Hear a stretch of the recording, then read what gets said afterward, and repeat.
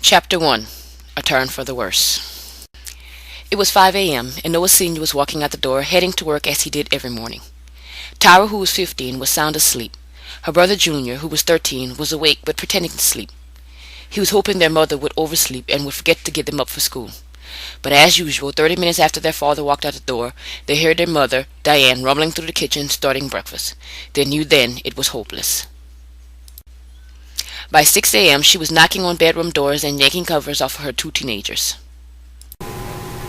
Time to get up for breakfast. Junior, get the slop off your face. Oh, Mom, it's too early. He covers his head with a pillow. You've been up since your daddy walked out. Get up. He slowly gets out of the bed and began to get dressed. Junior, please make your bed before you leave. What's the point? I'm only gonna mess it up again later on tonight. Just do what I said. Then she goes across the hall and swings the door open. Tyra, get your ass up. I'm up, Mama, You still in the bed? but I'm getting ready to get out. Tara slowly sits up and swings her legs out of the bed. The second Diane was out of sight, she lies back down with her legs still hanging out of the bed. Junior passes by and spots her lying down again. A sneaky smile spreads across his face. Mama! Look, Tara's still sleeping. Tara jumps out of the bed. She didn't want her mother to come and wake her up the old-fashioned way, with a belt. No, I'm not. I'm getting dressed.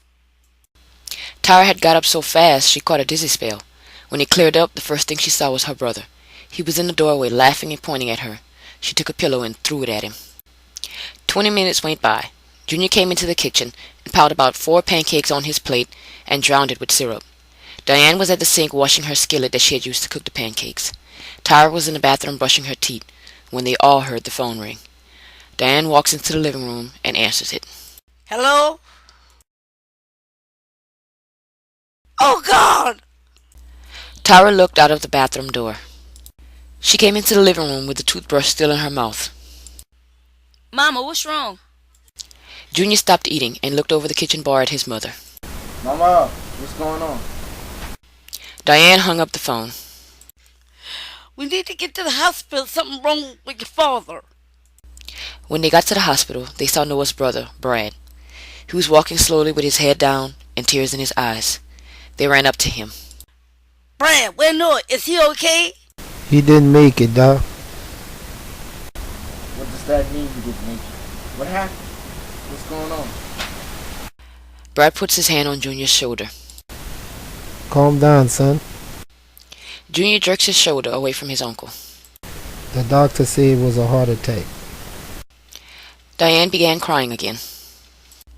Brad hugged Diane while she cried. Junior bit down hard on his bottom lip to hold back the tears. Then he turned and walked out of the hospital. Tara just sat back quietly. She was hurting and scared. They got home late that night. They walked in and Junior sat on the couch. Diane went into her room and Tara went into hers. She sat in a corner and cried as silently as possible. The family was so busy making arrangements to bury her father and comforting her mother that no one realized how much Tara was hurting. Not that she wanted anyone to see her pain. So as long as the family was around, she would just stay away from them. She would hide away in her room or sit in the corner quietly, out of anyone's way. She had so many thoughts flying through her head. What would it be like without her father? Could it ever be the same? Did she really want to be around to see if it will? She really didn't. A day before the funeral, her sister Karen came home. Though she was still hiding in corners, Tara was so happy to see her. She thought that maybe Karen could help her escape from whatever was to come. She truly believed that there couldn't be a very bright future for her family in this small town without her father. Financially, they would be okay, but emotionally, she didn't think they would ever recover. She certainly didn't want to be around to watch her mother mourn her father, knowing that there was nothing she or anyone could do to comfort her, or to watch Junior fight so hard against his tears that he becomes angry at everyone. It was just too much for her to bear. She had to run. Maybe Karen would help her do that. Later that day, Tara was sitting on her bed when Karen walked in. "How are you doing?" I'm fine. "Really? Because Junior said you've barely spoken 2 words since Dad died. He says you've been hiding in corners." I don't recognize either one of them, Karen.